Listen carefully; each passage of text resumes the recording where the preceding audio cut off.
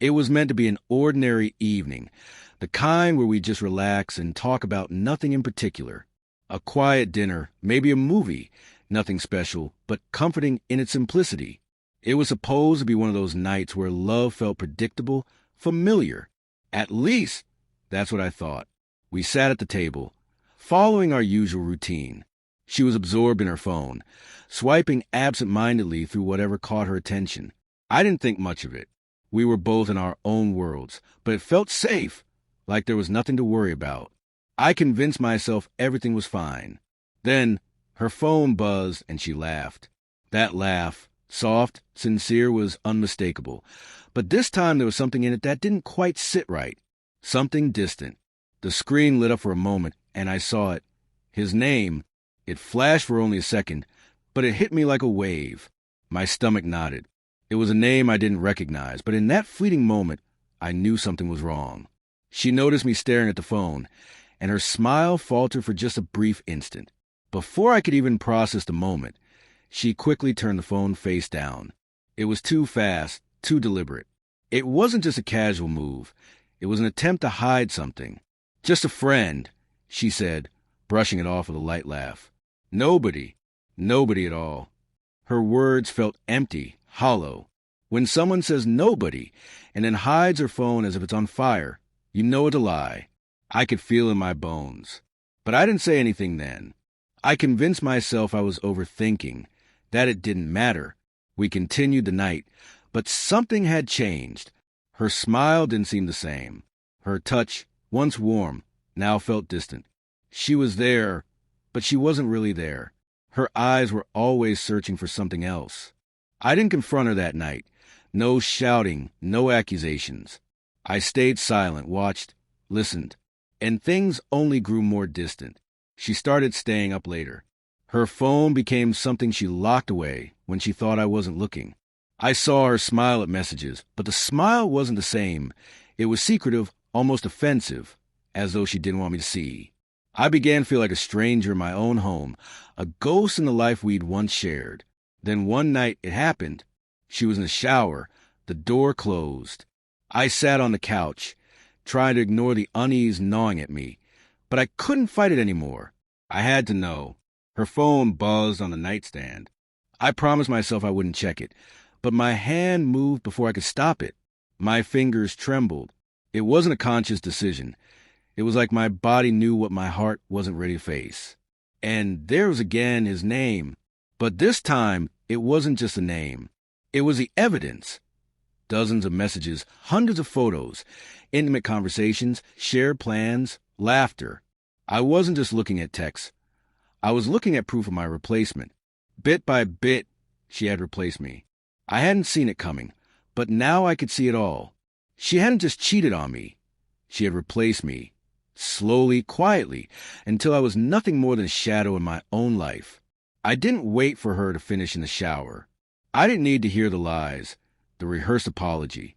I went straight to the closet, grabbed my bag, took what I needed, and left, just like that. No goodbye, no note, no sound. She never thought I'd actually do it, but she didn't know me anymore. The days that followed were a blur. I checked into a cheap hotel, shut off my phone, and didn't talk to anyone. For the first few days, she bombarded me with messages. "Where are you?" "Talk to me." "This isn't fair." "I can explain." But there was nothing left to explain. She had made her choice, and I had made mine. I blocked her number, deleted every picture, unfollowed everything. I erased her as best as I could. But you don't truly erase someone you've loved. You just turn the volume down on their memory. You try to forget, but it's never that simple. I moved into a small apartment and started over. I breathed again, but some nights I still woke up reaching for her, out of habit, a cruel muscle memory. The heartbreak lingered. Over time, though, the silence became peaceful and the ache finally faded. 6 months later, I was walking home from work, groceries in one hand, headphones in the other. Another evening, another normal night, or so I thought. I turned the corner, and there she was, standing outside my building. She looked smaller, not physically, but emotionally. It was as if guilt had crushed her from the inside.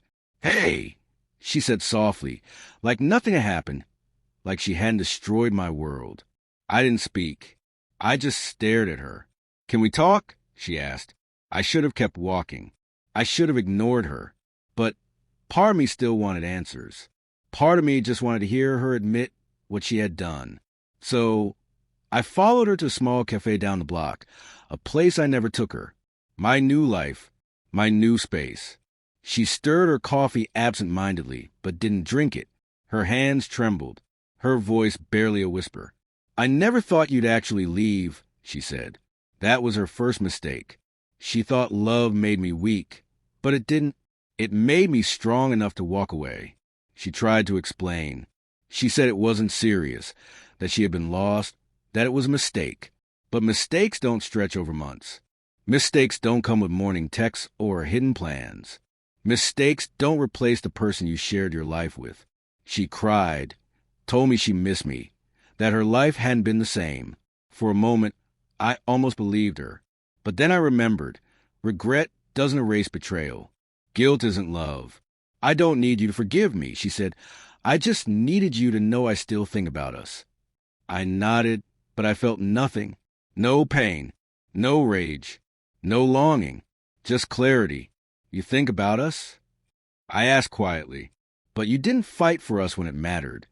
She didn't argue. She couldn't. She stood up, waiting for me to say something, anything. But I had already said what mattered. I walked out of that cafe and back into my life. A life that no longer had space for someone who thought I'd stay no matter what. If someone shows you who you really are to them, believe it. Don't wait for closure. Don't wait for apologies that come too late.